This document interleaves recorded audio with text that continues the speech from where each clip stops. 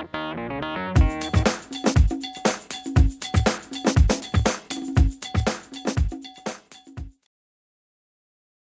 guys, it's Maymay, and today I want to do this video that kind of comes to me from the beauty gurus on YouTube. It is basically the 7 deadly sins of beauty, but today we're going to do the 7 deadly sins of crafting, which I think is very appropriate. Some of the questions they ask when I was listening to some of the girls do this on YouTube and stuff, I was like, you know, that's really appropriate for us too, because a lot of this fits crafting. So we're just going to jump right into it. The first thing, before I get into it, let me say this. I want to make this a tag. I want to challenge you guys that either watch me or make videos or do crafting, even if you just put it, you know, post a comment on my blog about what your 7 deadly sins of crafting would be. So just for fun, nothing serious, but when you hear these answers, you might be like, homegirl in the camera right there, she needs some intervention. So we'll see if that's how bad it is. 7 deadly sins of crafting, the first one that we're going to look at. And I'm holding myself on the wall. I'm so tired. Okay, I'm not tired. The first one, and I'm using my phone because I put them on here so I would be able to see what they are. The first one is greed. So the way we're going to use this for crafting is, what is your most expensive and inexpensive tool that you use for crafting? And I'm going to start with my most expensive. And I just hesitate to even say it, but the truth is this. It's my Viking sewing machine, and I love it. But I hardly use it, but I really, really like it. It sits in my bedroom and I can see it and look at it and enjoy it, but I rarely go to all the trouble to use it. I know that's terrible. I even took classes for it, but it is definitely the most expensive crafting item that I have, and I don't know, probably useful. It does everything. Everything except for serging. That's all it doesn't do is serge. So, but I love it.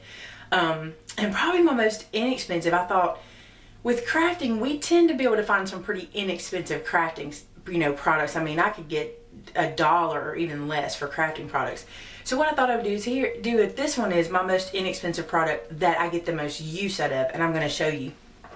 I think it's my tweezers. Can you see the tweezers? Let me do this so you can see them. See the tweezers?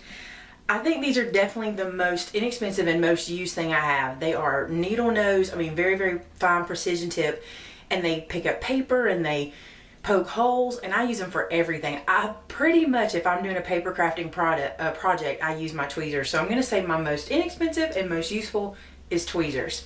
Now, question number 2, which is wrath, your love-hate relationship. Now, I thought this out, and I thought, should I share this with anybody, especially fellow crafters who are probably going to not even understand what I'm about to say, because I hardly understand it, but this is the truth. When I think of my love-hate relationship in crafting, it has to be my Cricut. I know, everybody gasps, but here's the thing.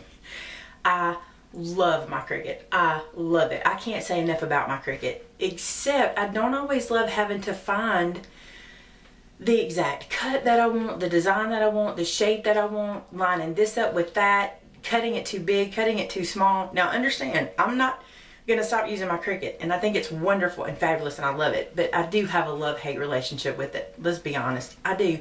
I'm probably the only person out there who does, but I do. So now you know. Now the next one is gluttony. What are your most delicious products? Now this is interesting because in the beauty guru field it was literally what tastes the best, you know, lip glosses and stuff like that. But I want to say, what are those products that we just buy even when we don't need them? We're just gluttonous about them. We just want them. We buy them every time we see them. That's what I want to know. This is what mine is. Paper. I'm so addicted to paper. Every size, 6x6, 8x8, 12x12. Even those 12x24 rolls for the Cricut. I just want paper. Every time I see it, I think, oh, I can use this for something, or this might come in handy for that, or I think of a project I might can do with it. And of course they sit on the shelf, and if you could see my paper stash, which I probably should show you one day, I've only been collecting for about 6 months and I have a lot of paper, so paper is my problem. But maybe other people have the same. I don't know. Does misery love company? So if y'all all have paper, let me know. The next one is sloth. In the beauty guru world, it was what beauty technique or like facial cleansing or whatever that you skip to do because you're just too lazy to do it. Well, I'm going to show you mine, and it has to do with crafting, and you're probably all going to I don't know, think I've lost my mind, but this is the deal. This is my Cricut mat. This is the back of it. This is the front of it. I'm the worst about taking these things off when I finish. This is a project I did on Saturday, and guys, it's Wednesday. That's how long this has been on there. And look, this is a project I don't even know. I'm trying to think when I did this project. I'm the worst about taking these things off, and all it does is ruin my mat. I know that. And look, see how easy it came off? Because there's no stickiness left on my mat. I have to fight with it all the time. And that's my fault. It's not the mat's fault. It's my fault. See this? I don't even know where that project came from. Can't even remember what it was. And it's sitting on my mat. And worse than that, I never put the clear acrylic back on it to keep the dust off of it. And then I wonder why I'd have no stickiness. It's awful. I really, really, really should take better care of those, but I just have stock in them. I just buy them every time I go to the craft store, so I have them. It's terrible. Gluttony. No, that was Sloth. Sloth and Gluttony. Terrible.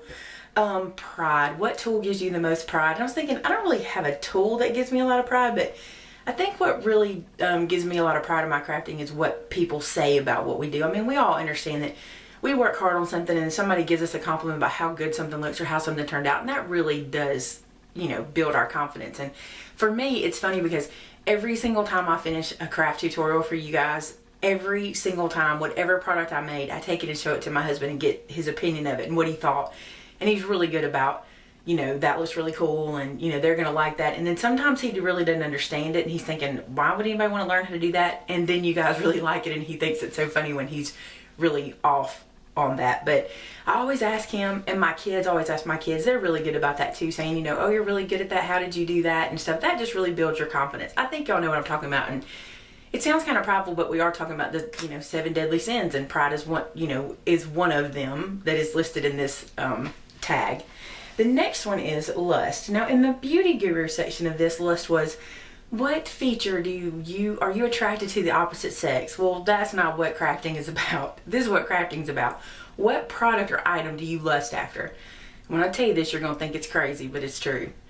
I want a gypsy. I've never had a gypsy. I see people using them, like, that's so cool. I can craft in the car. I can craft on the road. I want to do that. And with my love-hate relationship for my Cricut anyway, I think maybe that'll make things easier on me. But it's what I want. I want a gypsy so bad. And I see you guys with your gypsies, and they got the cool covers and all that good stuff. And I just really want them. And I want one of them. And I don't know. I thought about asking for one for my birthday, but instead I asked for something else, and I got it instead. And that's great and wonderful, and I love it, and I'm going to love it. But yeah, I envy those. I lust after those, because envy's next. Envy's the last one. So in envy, I don't want to ask you what you envy that someone else has. In this tag, I want to ask you what talent you envy, because I know we all envy talent. I do anyway. Let me say that. I envy talents. I think of people that I know that are just much better at things than me. So I think what I would have to say that I envy, and if you've ever seen my projects, you'll understand this.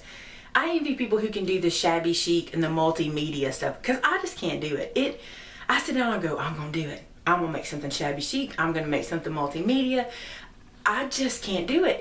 It just goes back to clean and simple, and I just try to do those beautiful things. You know what I'm talking about, those beautiful multi-layered flowers and ribbons, and I just can't do it. I think they're gorgeous to look at. But I guess if we all crafted the same, then nobody would want to see what we do. So it's best that we're all a little bit different. And that's probably the same in life. If we're all the same, you know, how boring would this be, right? So think about which are your 7 deadly sins. I'll post them underneath in the info bar so you can do that. And I challenge you guys to do a tag video and let me know how yours line up. And don't think I'm too crazy. Maybe we're all a lot more alike than we realize. So have a good one, guys. Till next time. Bye-bye.